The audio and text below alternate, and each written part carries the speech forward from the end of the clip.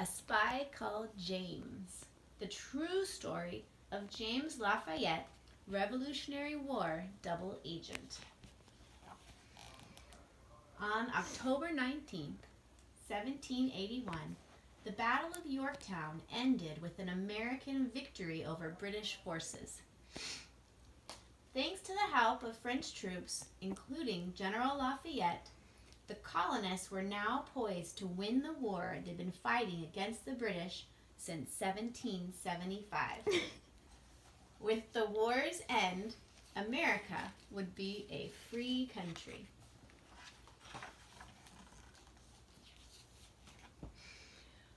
One of the last things British General Cornwallis did before returning to England was to visit Lafayette's camp.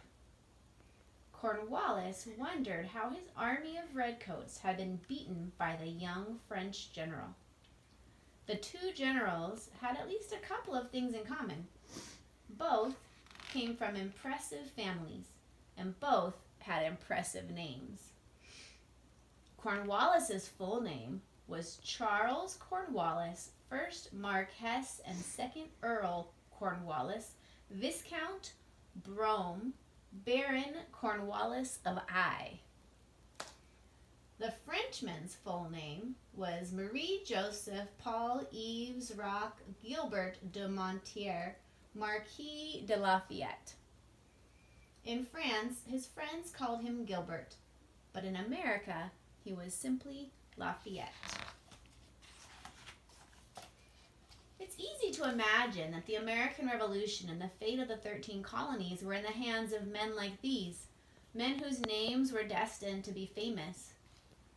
Franklin, Jefferson, Washington.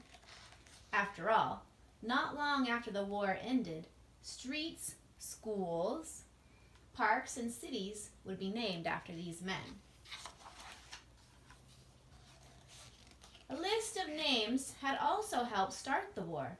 Many of these famous men signed the Declaration of Independence, telling King George of England the colonies would be free. But America would not have won independence without the courage of thousands of people whose names never became famous. Cornwallis saw one such man in Lafayette's camp during his visit. He must have known in a flash exactly how Lafayette had defeated him. The person Cornwallis saw was known by one name, but without him, the war might have ended very differently. His name was James, and he was enslaved by a Virginia tobacco farmer named William Armistead. James heard that an enslaved man could be granted his freedom by fighting for the colonies. James was interested, and in 1781, Armistead allowed him to join Lafayette to help defeat the British. James was sent to serve under the French general with names to spare. Soon after, James was ordered to spy on the most infamous name in American history. Benedict Arnold began the Revolutionary War on the side of the colonists. He fought bravely in many battles, but Arnold did not feel appreciated. After being passed over for promotion in 1779, Arnold secretly switched sides. By the next year, he was spying for the British, working against his own commander, General George Washington. Arnold's efforts to aid the British failed, and he was revealed as a spy. He fled to the British Army in late 1780 before American troops could catch him. Soon, Arnold was fighting again, this time alongside Cornwallis, in battles against the American army. And this is where the infamous spy crossed paths with the spy nobody knew. On orders from Lafayette, James dressed in tatters and presented himself as a runaway slave to Cornwallis and Benedict Arnold. He offered to guide British soldiers along the unfamiliar roads. He foraged for food for the troops. The soldiers accepted his help, but no one paid much attention to him. This was a big mistake. Cornwallis, Arnold, and the troops said things in front of James that they shouldn't have. James saw secret plans and maps, and then he snuck away and passed on what he heard to Lafayette. The British had such faith in James that they asked him to spy on the Americans for them. James agreed. He carried information to Lafayette from the British and gave the British misleading information about American plans. Working as a double agent was incredibly risky.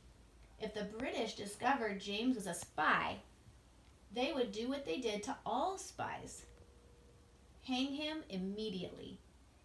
And if American soldiers who didn't know who he was caught him carrying papers to the British, they too might execute James as a spy. But James was never caught. Within a year, the information he passed to Lafayette allowed the colonial army to trap Cornwallis at Yorktown. The British army had no choice but to surrender. James was in Lafayette's camp when Cornwallis paid his visit. No one knows for sure if James saw the look on Cornwallis's face when the general realized who had fooled him, but it's not hard to imagine James would have felt satisfied.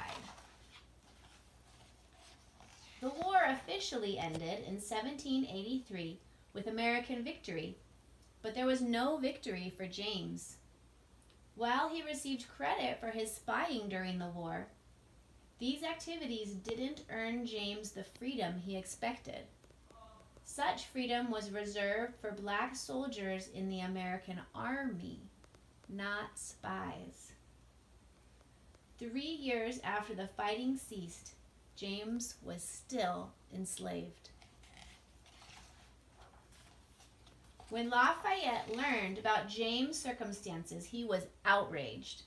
He gave James a certificate written in Lafayette's own hand declaring he should be free. This is to certify that the bearer by the name of James has done essential services to me while I had the honor to command in this state.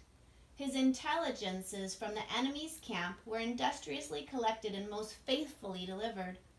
He properly acquitted himself with some important commissions I gave him and appears to me entitled to every reward his situation can admit of. Done under my hand, Richmond, November 21st, 1784. Lafayette. 2 years later, the Virginia legislature made James a free man. In tribute to what Lafayette did for him, he took the last name Lafayette. James Lafayette was finally free. The end.